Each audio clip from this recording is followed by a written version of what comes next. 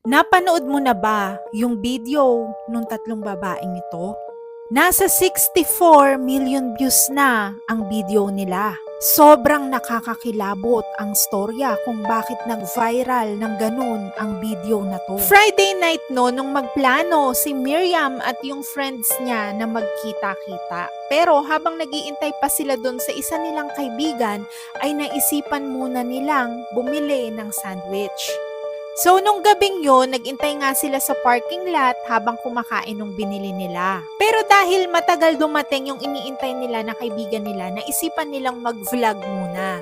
At yan na nga yung video nila habang kumakain sila. Pero biglang may nag-text. Mapapansin nyo na after nabasa ni Miriam yung message ng friend niya ay nagkatinginan sila nung kaibigan niyang nakared. Nagkatinginan sila at para bang may something doon sa tinginan nila. At eto na nga yung nabasa nila doon sa message ng friend nila. Ang sabi nito ay paparating na siya at na-convince niya si Ana na sumama sa kanya. At yung nakakakilabot doon ay yung kasama na nila ngayon ay yung si Ana na nasa gitna nila.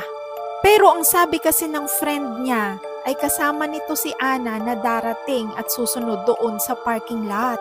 Kaya naman agad na nagtaka at kinilabutan si Miriam at yung friend niya na naka-color red. So nashock talaga silang dalawa dahil posible na yung nasa gitnang babae ay ka-doppelganger ni Ana.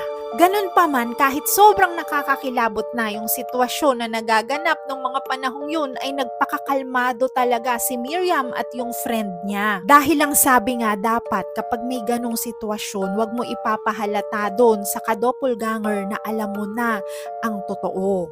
Pero anong gagawin mo kung ikaw yung nasa sitwasyon nila? Kaya mo pa kayang kumalma?